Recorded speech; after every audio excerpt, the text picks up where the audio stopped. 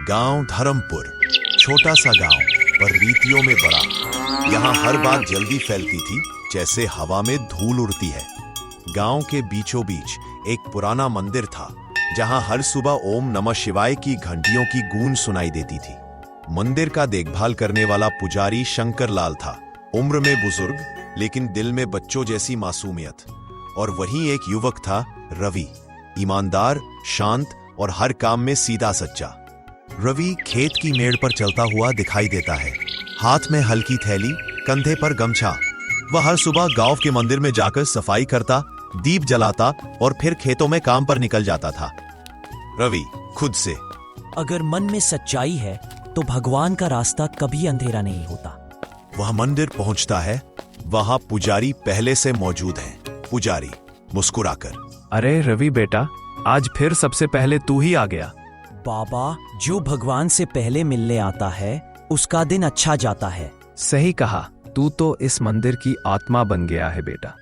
कट्टू गांव के प्रधान का घर, एक बड़ा पक्का मकान। प्रधान का नाम था भुवनलाल और उसका खास नौकर था गोपी, चालाक, मीठा बोलने वाला गोपी। मालिक, सुना है मंदिर में बहुत दान आया है इस बार। हाँ गोपी, इस बार तो पूरा गांव दान देने आया था। भगवान का कोषा भरा पड़ा है। भगवान का कोष पर खर्च कौन करेगा? वही पुराना पुजारी। पुजारी तो सीधा है, रवि जैसा, पर अगर वो पैसे पंचायत में आए तो गांव की भलाई भी हो जाए। और आपकी भी भलाई हो जाएगी, है ना मालिक? सुबह मंदिर में भीड़, पुजारी बेहोश पड़े हैं, दान का संदूक खाली है। गांव वाली, हे भगवान, सब पैसे कहाँ गए? दान के पैसे चोरी, ये तो अपशकुन है। सरपंच, प्रधान और गांव के लोग इकट्ठे होते हैं। रवि भी आता है। प्रधान, रात को मंदिर के पास कौन था? मैंने देखा था रवि को मंदिर के पास जाते हुए। रवि, क्या तू बता सकता है रात को वहां क्या कर रहा था? मैं रोज की तरह दीपक जलाने गया था, लेकिन मैंने देखा कि कोई पुजारी जैसे कपड़े पहने आदमी मंदिर से निकल रहा था। झूठ! पंडित जी तो बीमार थे, घर पर थे, तू झूठ बोल रहा है। भीड़ चोर चोर चिल्लाने लगती है। रवि की मां रोते हुए, मेरा बेटा चोर नहीं है, भगवान की कसम। जब तक चोरी का माल नहीं मिलता रवि ही संदिग्ध रहेगा। अगले दिन गांव में रवि को सब ताने मारते हैं। बच्चे पत्थर फेंकते हैं, औरतें पानी नहीं देती। उसकी मां बीमार हो जाती है। मां कमजोर आवाज में, बेटा तू गांव छोड़ दे, यहाँ कोई तेरी बात नहीं मानेगा। माँ, अगर मैं चला गया तो झूठ जीत जाएगा। मैं रहूंगा जब तक सच सामने नहीं आता। रात को रवि नदी किनारे बैठा है, हवा चल रही है। उसका चेहरा शांत लेकिन आंखों में आग है। रवि धीरे से खुद से, अगर भगवान है तो वो मुझे चुप नहीं रहने देगा। सच की लपट एक दिन हर झूठ को जला देगी। पीछे मंदिर की घंटी बजती है, जैसे कोई अदृश्य संकेत दे रहा हो। एक छोटा बच्चा नाम मनु अपने घर के बाहर बैठा है।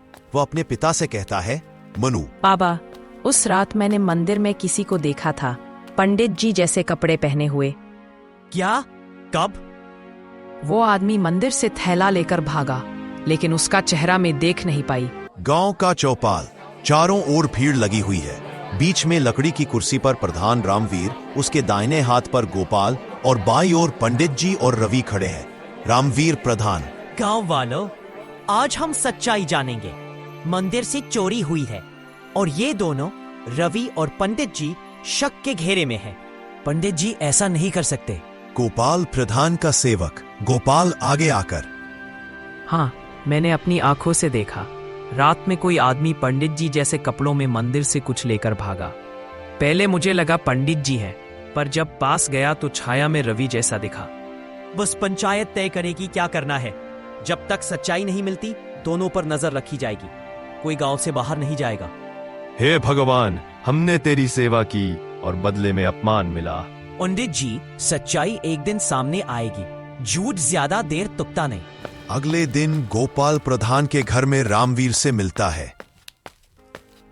मालिक, रवि कुछ जान गया है। पता चला है उसको कुछ पता चल गया है। अगली सुबह फिर पंचायत लगती है। भीड़, अफरा तफरी। रवि आत्मविश्वास से आता है, साथ में वो बच्चा। गोपाल और प्रधान पहले से मौजूद है। रामवीर, फिर से क्या नया तमाशा है रवि? तमाशा नहीं, सच्चाई है प्रधान जी। अब क्या झूठ करेगा तू? मैं नहीं, ये बच्चा बोलेगा। भीड़ शांत हो जाती है। बच्चा धीरे से आगे आता है। रामवीर, तू कौन है बेटा? तूने क्या देखा? वो बच्चा आगे तो आता है मगर कुछ भी बोल नहीं पाता क्योंकि गोपाल उसकी तरफ गुस्से से देख रहा था। ये क्या बोलेगा? रवि ने ही ऐसे झूठ बोलने को कहा होगा। फिर अचानक से गोपाल की पत्नी ही घबराते हुए आगे आती है और बोलती है, मंदिर का सारा धन मेरे पति गोपाल ने चुराया है। घर में बहुत सारी नई चीजें आने लगी थी, तभी मैं समझ गई थी। मगर अब मुझे बोलना ही पड़ेगा। पंडित जी और रवि की चरित्र का सवाल है। गोपाल, ये सब सच है क्या? गोपाल चुप। उसकी आंखों में डर और हार है। गोपाल धीरे से, मालिक, मैंने जो किया आपके कहने पर किया था। आपने ही कहा था कि मंदिर का पैसा चाहिए चुनाव के लिए। भीड़ में हंगामा मच जाता है। लोग रामवीर की तरफ गुस्से से देखते हैं। अब झूठ का जाल टूट चुका है प्रधान जी। भगवान के घर से जो लिया उसका हिसाब भी भगवान ही लेगा। पंडित जी आंखों में आंसू लिए हाथ जोड़ते हैं। पंडित जी, रवि बेटा, तूने आज भगवान का नाम ऊंचा किया। तू निर्दोष था और आज सच्चाई ने तेरे साथ न्याय किया।